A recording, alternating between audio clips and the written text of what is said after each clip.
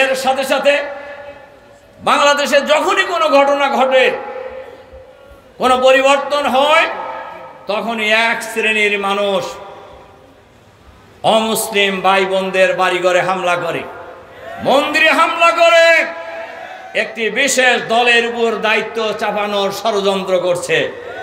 কিন্তু এ কারণেই আমাদের আমির 5 তারিখ বিকাল বেলায় যখন হাসিনা পালিয়ে গিয়েছে, সারা বাংলাদেশে জামাতের লোকদেরকে আমরা নির্দেশ দিয়েছি হিন্দুদের মন্দির পাহারা দেওয়ার জন্য, তাদের ব্যবসা প্রতিষ্ঠান পাহারা দেওয়ার জন্য, তাদের বাড়িঘর পাহারা দেওয়ার জন্য, যাতে করে কোনো কুচক্রী মহল এই সনাতনী ধর্মাবলম্বীদের মন্দির ব্যবসা প্রতিষ্ঠানে হামলা করে ঘোলা পানিতে মাছ শিকার করার কোনো সুযোগ না পায়।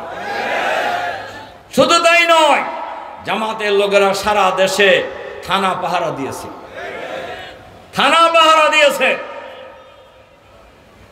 এবং আমরা এই দেশটাকে, যেহেতু আমরা বাংলাদেশের মানুষ, 18 কোটি মানুষ, এই আন্দোলনের মধ্য দিয়ে আমরা নতুন জীবন ফিরে পেয়েছি। নতুনভাবে বাংলাদেশকে আমরা মুক্ত করেছি, যাকে বাংলাদেশের সকল শ্রেণী পেশার মানুষ দ্বিতীয় স্বাধীনতা বলে আখ্যায়িত করেছেন। কি বলছেন, করেন নাই? দ্বিতীয় স্বাধীনতা বলছেন। বাংলাদেশ জামাত ইসলামী আমাদের এই প্রিয় জন্মভূমি এই বাংলাদেশটাকে সন্ত্রাস মুক্ত বাংলাদেশ হিসেবে গড়ে তুলতে চায়, দুর্নীতি মুক্ত বাংলাদেশ হিসেবে গড়ে তুলতে চায়, লুটপাট মুক্ত বাংলাদেশ গড়ে তুলতে চায়, ফ্যাসিবাদ মুক্ত বাংলাদেশ গড়ে তুলতে চাই। আমরা এই বাংলাদেশকে আগামী দিনে একটি আধুনিক বাংলাদেশ হিসেবে গড়ে তুলতে চাই। আপনারা চান না? দুর্নীতি মুক্ত বাংলাদেশ কারা চান? হাত তোলেন তো দেখি।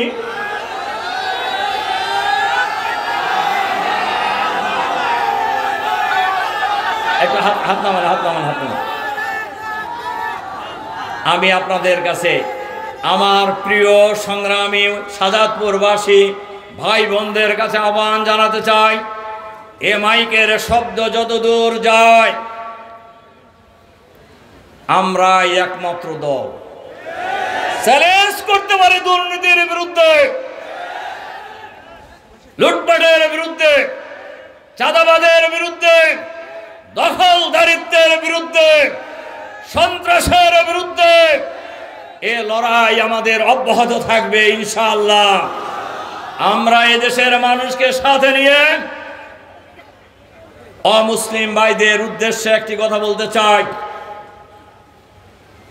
জামাত ইসলামী মনে করে বাংলাদেশে কোনো সংখ্যালঘু নাই, সবাই বাংলাদেশের নাগরিক। নাগরিক হিসেবে একজন মুসলমান এই দেশের যে সকল সুযোগ সুবিধা পাবে, একজন অমুসলিমও সেই সুযোগ সুবিধা পাবে। একজন মুসলমান তার ধর্মীয় অনুষ্ঠান পালনের জন্য যে সুযোগ সুবিধা পাবে, একজন অমুসলিমও তাদের ধর্মীয় অনুষ্ঠান পালনের জন্য একই সুযোগ সুবিধা পাবেন। এইখানে কোনো বৈষম্য করা হবে না। আমাদের এই আন্দোলন ছিল বৈষম্যের বিরুদ্ধে, অন্যায়ের বিরুদ্ধে, অসত্যের বিরুদ্ধে, ফ্যাসিবাদের বিরুদ্ধে। সুতরাং আমরা এই দেশের নাগরিক হিসেবে সবাই সমান। আমি দেশের অনেক জায়গায়, ঢাকেশ্বরী মন্দির থেকে শুরু করে অনেক জায়গায় আমি গিয়েছি, আমি সব জায়গায় এই কথা বলার চেষ্টা করেছি যে অমুসলিমরা হলো আমাদের ভাই, তারা এই দেশের মানুষ, তারা কি ট্যাক্স দেয় না? তারা কি খাজনা দেয় না? তাহলে কেন তাদেরকে আপনি সংখ্যালঘু বলবেন?